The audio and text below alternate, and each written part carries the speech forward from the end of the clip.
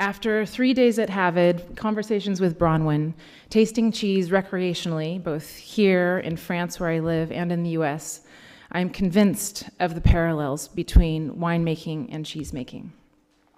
There are technical parallels, there are philosophical parallels, there are microbial parallels, there are financial parallels. So first, I don't have my clicker. Next slide, please. A bit about myself. I grew up in the Napa Valley, and my grandparents right there bought 170 acres just above Rutherford in 1955. There I am in 1980 with my grandmother holding my little grape cluster. Later, I attended the University of California at Davis, and I did an undergraduate degree in viticulture and enology. And during an internship at a winery, I met the person who today is my husband, whose family owns Domaine Dujac in Burgundy.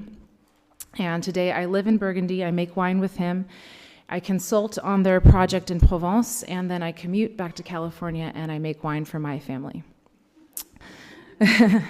So I'm not a scientist. This is my first PowerPoint presentation. It's very simple. I have no studies to prove all that I am going to assert. I'm a winemaker, and to some extent or another, I run 3 family wineries. And I am drawing on those 3 very different places for my vision of the wine world and how it might be relevant to all of you. So Burgundy for the last 30 years has returned as a beacon for quality in the wine world. And I myself have used it as inspiration for my projects in California and in Provence, which are relatively struggling compared to Burgundy. So let's start with economics. On small scales, like my family's in California or Domaine Dujac, we do not have economy of volume and thus must work on higher margins than industrial produced wines. Just as I cannot expect to sell wine on the basis that ours is family-run, artisan-scale operation, you cannot expect consumers to pay a premium for your cheeses solely on the basis that they are small-scale artisan, farmhouse cheeses alone. There must be a real and significant difference in quality compared to industrial cheeses. Our profits depend on excellence. It's not enough to be good. Industrial wine is good. My wine, your cheese, must be outstanding, which is to say it must stand out from the rest.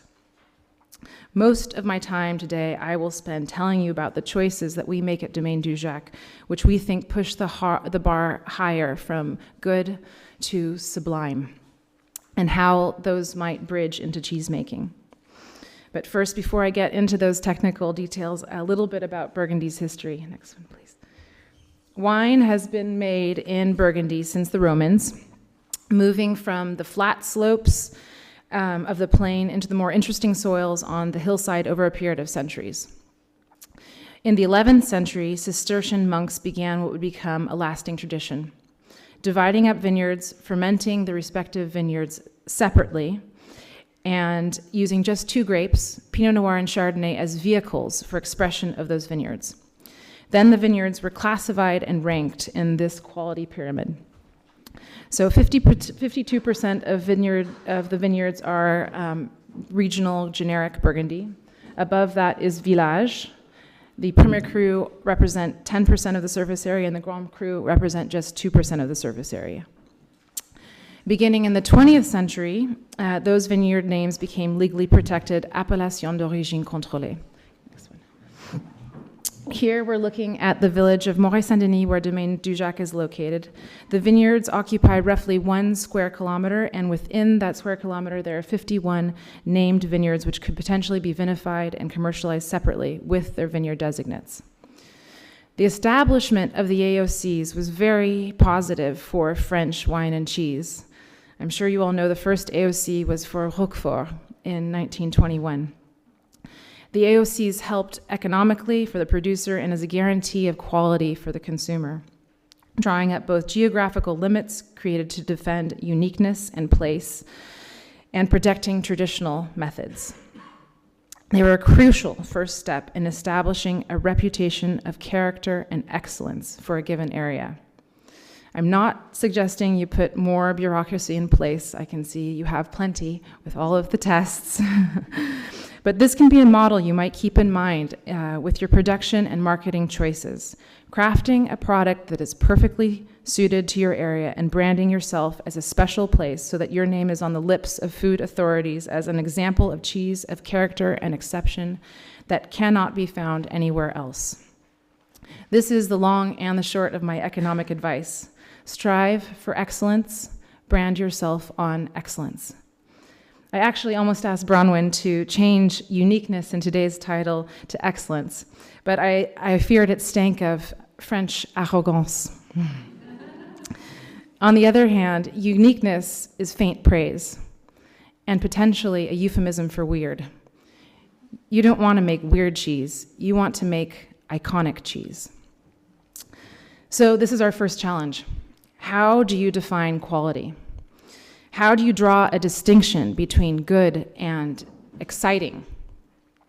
You cannot measure or prove these differences. Only the palate, and perhaps only even the trained human palate, can detect the differences, and only the human heart can recognize them. Fine wine makes your heart skip a beat. It makes me feel like breaking out into song. Fine wine vibrates with life, and every cell in your body can feel it. The most exciting and memorable wines have length, character, and grow in interest and complexity with time. These wines may not be technically perfect. They may have some flaws. This is because to make truly exciting wine, you must leave room for nature's complexities, which include its imperfections. Leaving room for life is key. And it must begin with your primary material. Your final product can only be as good as your primary material. We all say this. For you, milk. For me, grapes. But do we really think it through? Sometimes the difference between good and great is the sum of many tiny, seemingly insignificant choices. In a place that prizes character differences between finely subdivided vineyards, there has always been an interest in maximizing expression of place and maximizing quality. In the late 1990s, after 3 decades of looking towards man-made synthetic sprays to overcome or even negate nature's challenges, there's been a real turn away from those products and a turn to the soils and to the vineyards to cultivate a plant's natural defenses. In 2001, instead of tearing out and replanting 2 of our oldest, most virused, and least productive vineyards, we decided to try farming them biodynamically. Now, interpretations of biodynamics varies from one domain to another, and I don't know what it is for dairy, but for us, it is doing our viticulture work according to the biodynamic calendar and making applications of the 500 and 501 sprays. So the 501 spray is 1 part cow dung that has been matured in a cow horn and has been wintered in a specific place on the property, diluted with 1 million parts water, biodynamized. So you stir it in one direction until you create a vortex, then you stir it in the other direction until you create a vortex for 2 hours. And then you apply this at the favorable planetary position by hand with a copper backpack. Next slide. Which is as comfortable as it looks. The 500 spray is the same process with a dilute silica spray. Biodynamic farming is a high-risk strategy where, when done right, less can be so much more. The total absence of systemic sprays in favor of contact sprays means that when you spray copper sulfate or copper, it can be rinsed off easily by the next rain, and new growth is never protected. It sometimes feels like swinging on a trapeze without a net. You have to become more observant in the vineyard for signs of disease. You have to monitor the weather and garner information about probable contaminations. In short, you have to pay more attention and become a better grower. Over the following 3 years, the vineyard's yields increased, and more to the point, the soils were visibly more alive.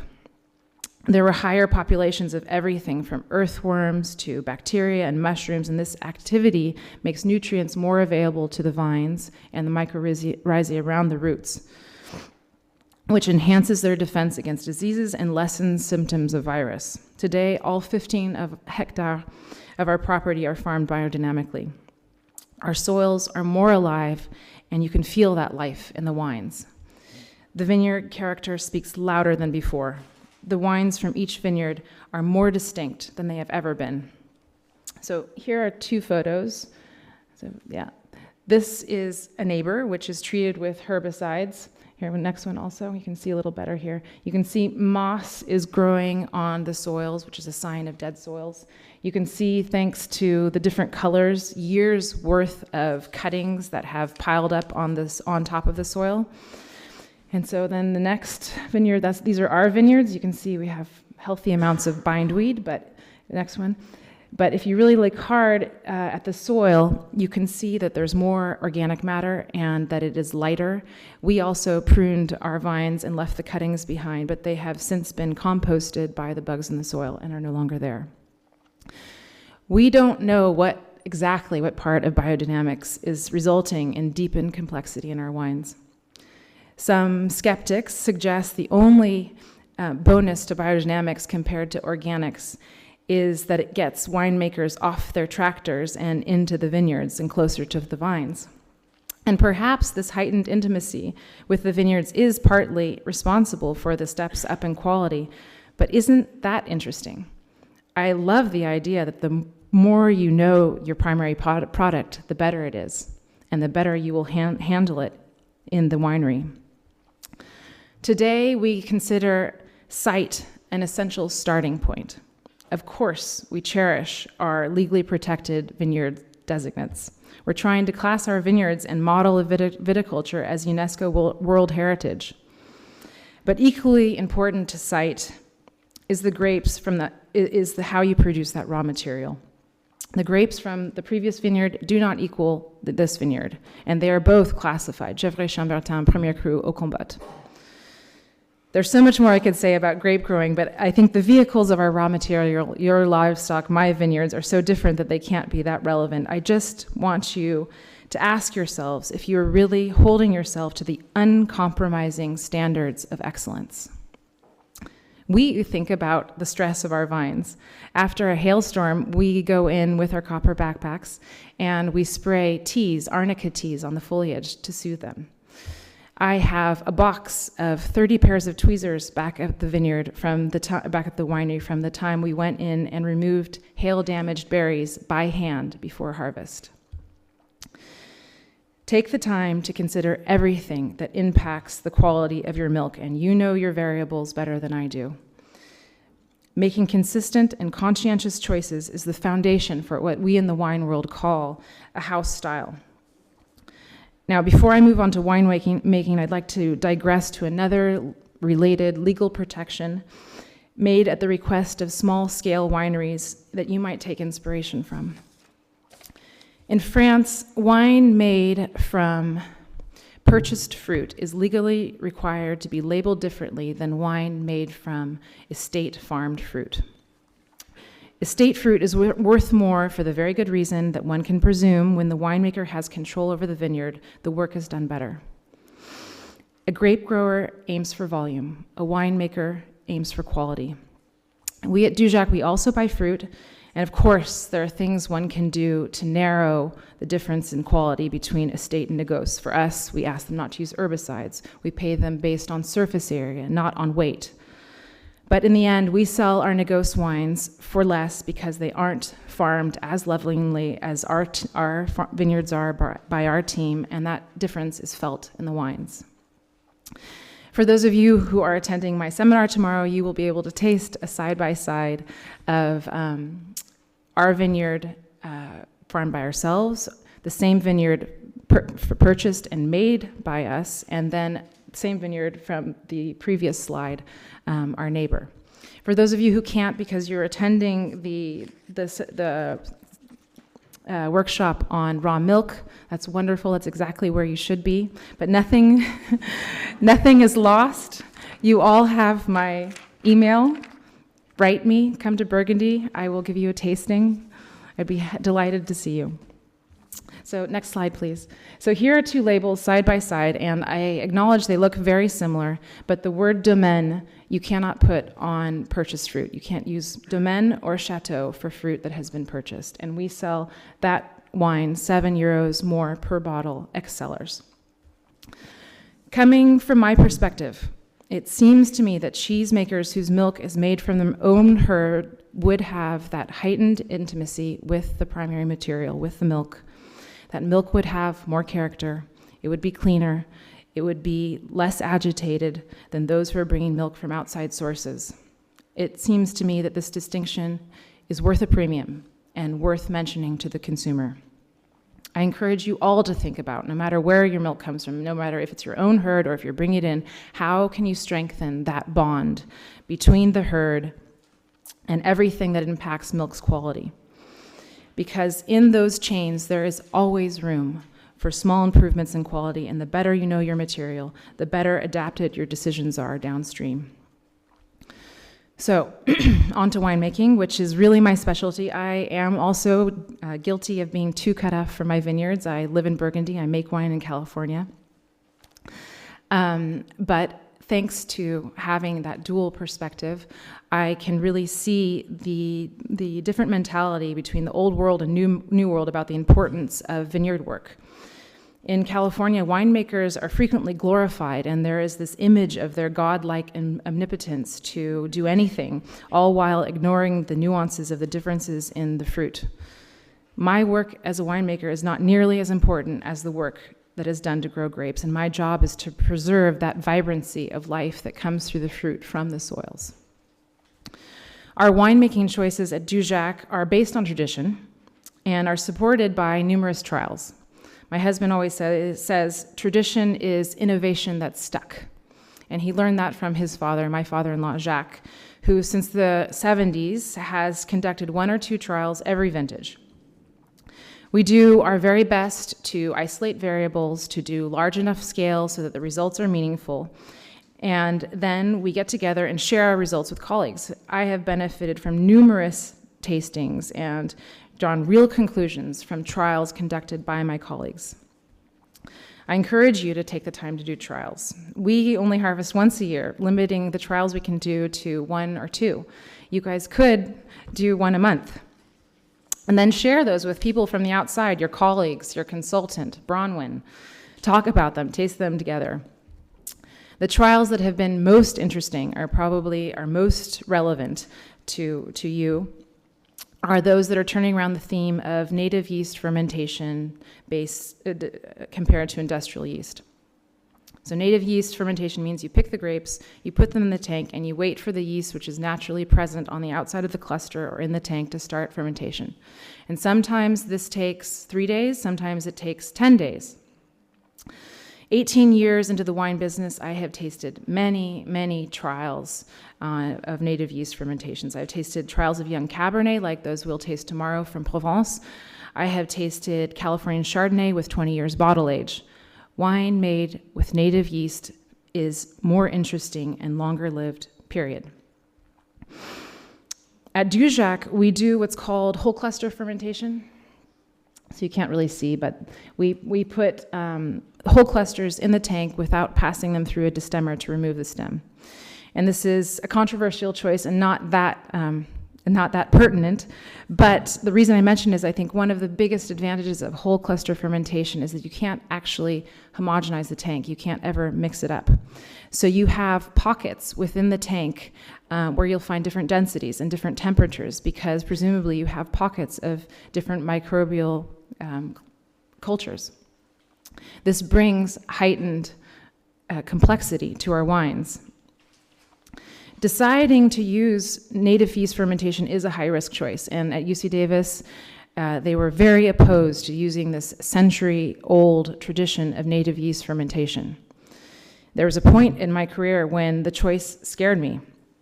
At this stage, I do native yeast fermentations systematically, but it took me a while to get that comfortable, and there are a few things I did to feel at ease with that choice. First, as I said, I tasted lots of trials, all which pointed in the same direction. Native yeast fermentations were more interesting. Then I did trials on my own wines, doing 1 tank out of 5 so as not to have all my eggs in one basket.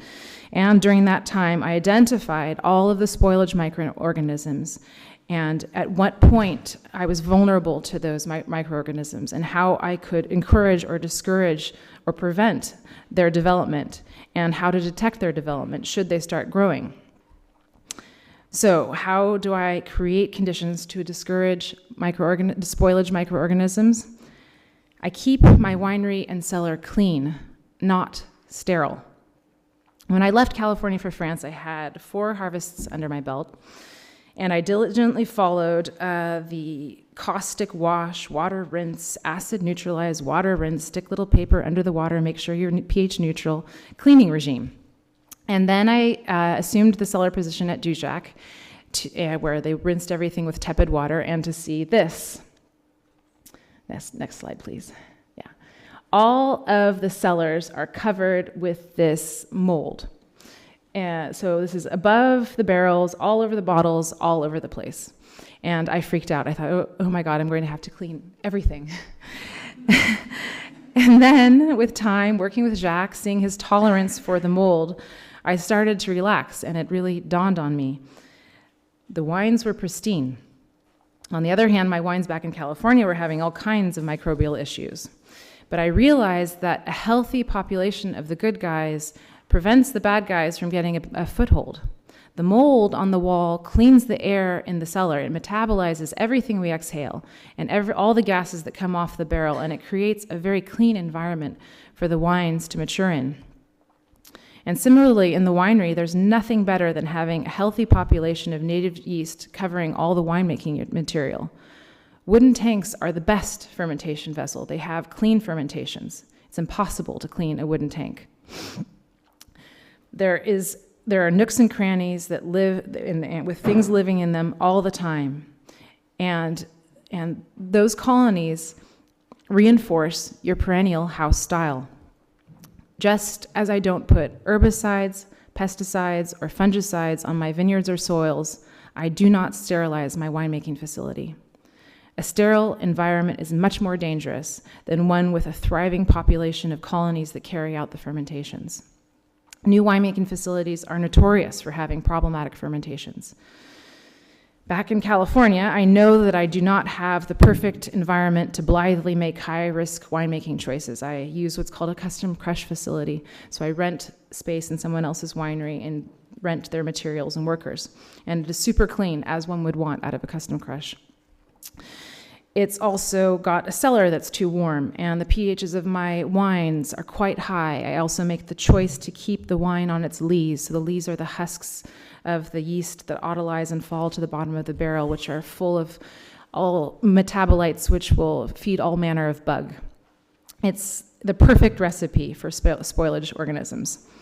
So in order to feel safe using native yeast, I spend lots of money on lab analyses to check on the development of spoilage microorganisms. And I know at which points I need to make those measurements, which points are the most vulnerable.